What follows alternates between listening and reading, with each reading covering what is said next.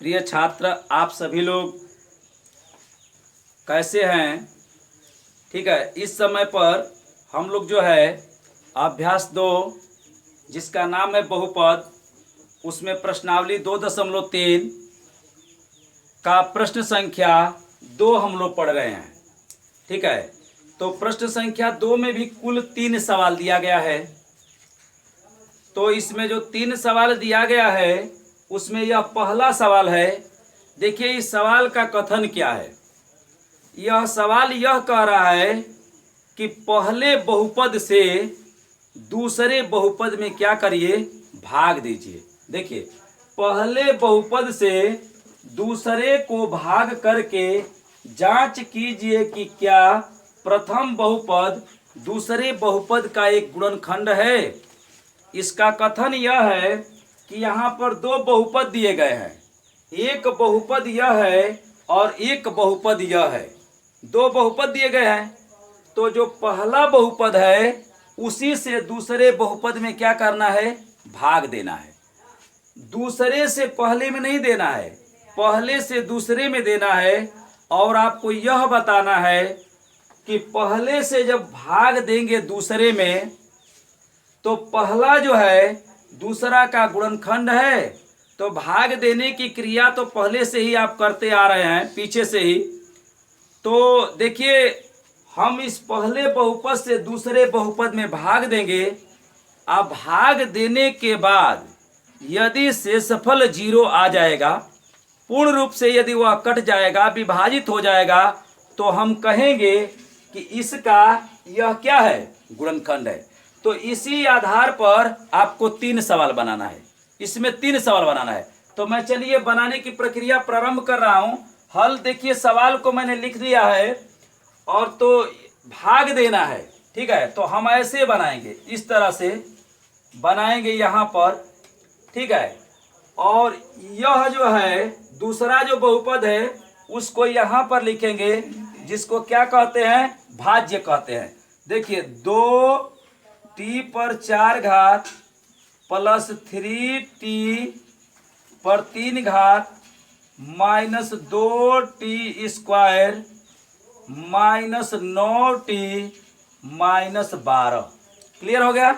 मैंने इसको लिख दिया, इसमें कहाँ पर लिख दिया, तो भाज्य में इसको लिख दिया। और ये जो है क्या है, भाजक है, तो टी स्क्वायर माइनस 3। जैसे कि मैं आपको बताया हूं कि इस तरह से जब भाग देते हैं तो यहाँ पर जो होता है उसका नाम भाज्य होता है, और यहाँ पर जो होता है उसका नाम भाजक होता है, और यहाँ पर जो लिखते हैं उसका नाम भागफल होता है, और नीचे जो लिखते हैं वह शेषफल होता है। ठीक है, और एक बात और भी समझ लीजिए। देखिए ये लाइन से पूरा जो है भ से चालू है। यहाँ पर बच्चों को दिक्कत हो जाता है कि कौन भाजक है और कौन भाज्य है। तो मैं बताया हूँ कि जो पूरा ज वाला होगा वह आगे रहेगा और आधा ज वाला बीच में रहता है। तो आप भाजक और भाज्य का क्लियर कर लेंगे। अब देखिए क्या करेंगे। देखिए यह सजाया गया है क्योंकि यह 4 घात है, उसके बाद 3 घात है, उसके बाद 2 घात है, और उसके बाद 1 घात है। और यह जो है देखिए यह भी सजा है ना। तो मैं भाग के नियम में बताया हूं कि भाजक के पहले पद से भाज्य के पहले पद में भाग देते हैं। तो मैं दे रहा हूं, देखिए 2t पर 4 घात और बटा में यह t स्क्वायर। ख्याल करिएगा, कोई कहेगा कि सर अगर इसको सजा के नहीं लिखते तो क्या होता है। सजा के नहीं लिखते तो बहुत दिक्कत होता, समझिए। ठीक है, कहीं कटता कहीं नहीं कटता। अब देखिए दोनों का चिन्ह समान है, तो भाग देंगे तो यहाँ पर क्या आएगा, धन आएगा, और 1 है 2 है तो 2 हो जाएगा, और टी स्क्वायर से t का घात 4 में भाग देंगे तो t स्क्वायर हो जाएगा। अब यह बताइए, इस भाजक के पहले पद से भाज्य के पहले पद में भाग दिए, तो जो भाग देने पर आया उसे कहाँ लिखेंगे, तो भागफल में लिखेंगे। यहाँ पर लिख देंगे 2t स्क्वायर, और जो भागफल में लिखे हैं उसका भाजक के साथ क्या करेंगे, गुणा करेंगे। तो मैं यहाँ पर गुणा कर दे रहा हूँ, t स्क्वायर माइनस 3। अब गुणा करिए, यहाँ एक पद है और यहाँ एक और यह एक एक दो पद है। बताइए, एक में 2 का गुणा करेंगे तो कितना आएगा? 2 आएगा, अर्थात गुणा करेंगे तो पहले 2 पद आएगा। कर रहे हैं, 2 हो जाएगा यहाँ पर, और टी स्क्वायर में गुणा होगा तो आधार बराबर हो तो गुणा करते समय घाते जुड़ जाएगी, तो टी पर 4 हो जाएगा। यह धन है, ऋण है तो ऋण हो जाएगा, और 2 तिया के 6 हो जाएगा, और टी स्क्वायर हो जाएगा। ठीक है, समझ में आ रहा है? अब देखिए, इसको जो है हम लोग कहाँ लिखेंगे? भाज्य के नीचे लिख देंगे ना। तो यहाँ पर क्या हो जाएगा?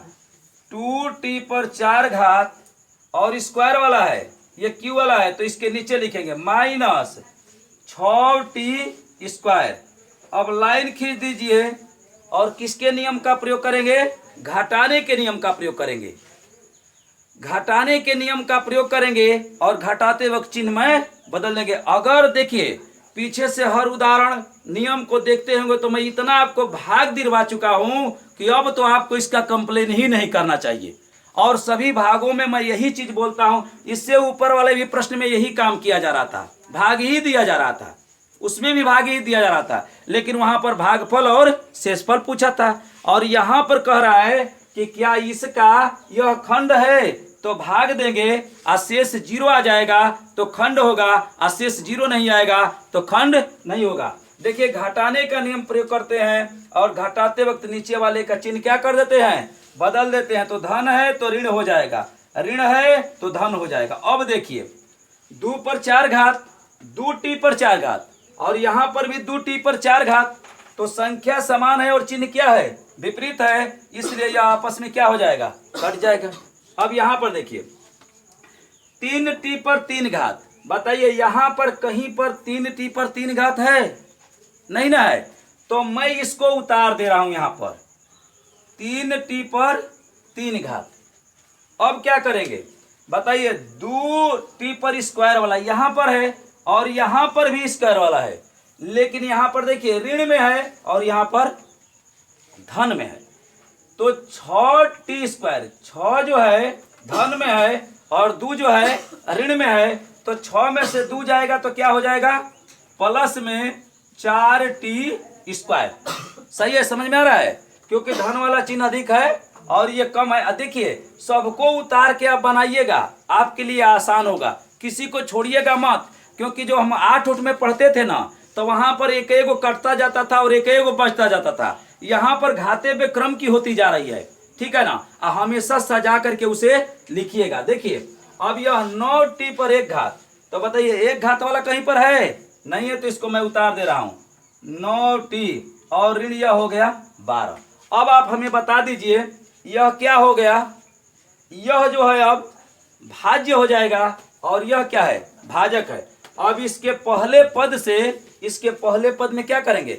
वैसे तो यह शेष कहेगा। कब? जब भाग देने की प्रक्रिया बंद करेंगे तब ना शेष कहेंगे। जब तक आप भाग दे रहे हैं तो शेष नहीं कहेंगे, जब भाग देने की प्रक्रिया बंद हो जाएगी तो यह शेष कहलाता है। अब देखिए, मैं पुनः कर रहा हूं, यहां पर ध्यान समझिएगा। इसके पहले पद से इसके पहले पद में भाग देंगे, 3t पर 3 घात और बटा में t स्क्वायर। हम लोग क्या कर रहे हैं? हम लोग यह पता कर रहे हैं कि इस सवाल का यह खंड है, हम यही पता कर रहे हैं। अब देखिए, धन है, क्या हो जाएगा? बताइए, धन हो जाएगा समान संख्या। देखिए, समान चिन्ह होना, और जब भाग देते हैं तो धन में आता है, ठीक है? अब देखिए, यह 3 है, यह 1 है, तो 3 हो जाएगा, और t पर 2 घात और t पर 3 घात, बताइए क्या हो जाएगा? t पर क्या हो जाएगा?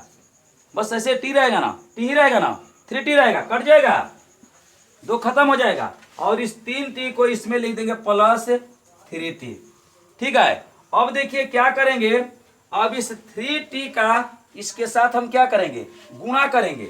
तो यह बताइए कि 3t का करेंगे कि इस पूरे के साथ करेंगे? पूरे के साथ नहीं करेंगे, जो अभी वर्तमान में आया है उसके साथ हम करेंगे। तो यहां पर देखिए, t स्क्वायर माइनस 3। अब बताइए, 1 पद 2 पद गुणा करेंगे तो कितना पद आएगा? 1 पद है, 2 पद आएगा ना। तो देखिए, धन में धन का गुणा होगा, धन, यह 3 हो गया, t पर 1 घात, t पर 2 घात, आधार बराबर हो तो गुणा करते समय घाते क्या हो जाती है? जुट जाती है। धन में ऋण का गुणा होगा, ऋण होगा, 3t में 3 का गुणा होगा तो 3 के 9 और यहाँ पर t हो गया। अब जो गुणा करने पर आया है उसे भाज्य के नीचे लिख देंगे। देखिए पुनः देखिए 3t पर 3 घात और सबको नहीं उतारे होते ना, तो अब देखिए यहाँ पर 1 घात वाला है ना और यहाँ पर देखिए 2 घात वाला है, तो इसको जो है 1 घात वाला है तो 1 घात के नीचे लिख दीजिए। देखिए चर को देख करके लिखते हैं, ठीक है, अंक को देख करके नहीं लिखते हैं। यहाँ पर लिख दे रहे हैं -9t। आप कहेंगे सर इसके नीचे क्यों नहीं आप लिख दिए?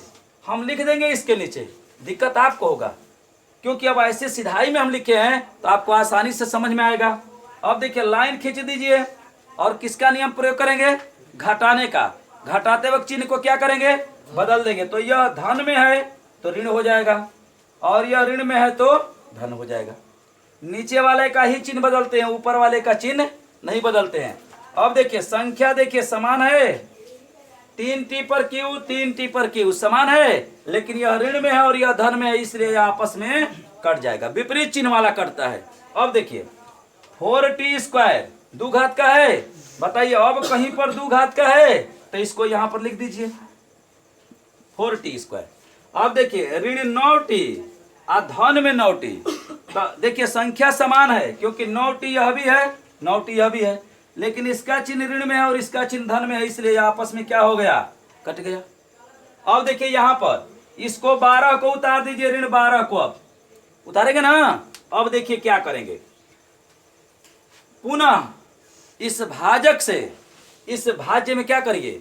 एक बात आपसे मैं पूछ रहा हूं, हमेशा एक ही प्रकार की क्रिया की है, हर जगह समझिए, और मैं आपको 100% यह बात बता रहा हूं कि अगर इस क्रिया का इस नियम का यदि आप फॉलो करेंगे तो किसी भी प्रकार का बीजीय व्यंजक का आपका भाग कभी गलत नहीं होगा। एकदम श्योर एंड सर्टेन है, एकदम गारंटी है कि यह गलत नहीं हो सकता है। देखिए फिर क्या कह रहा है, अब पुनः जो है इसके पहले पद से इसके पहले पद में भाग देंगे।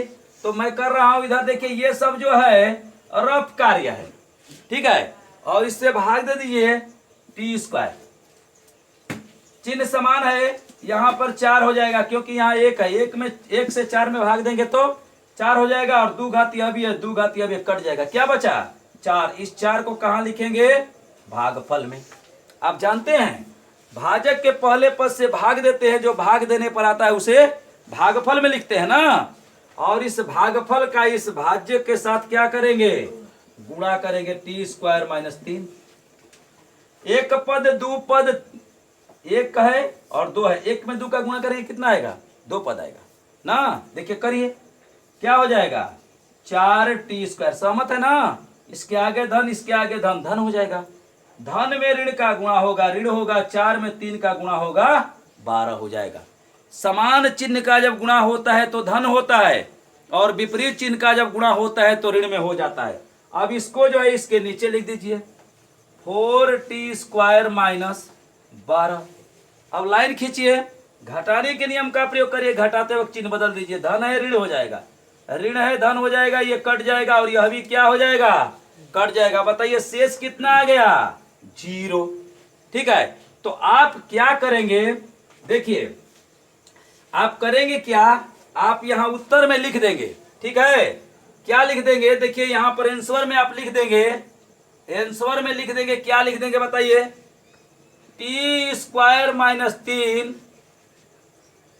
2t पर 4 घात प्लस 3t पर 3 घात माइनस 2t² ऋण 9t ऋण 12 का एक गुणनखंड है।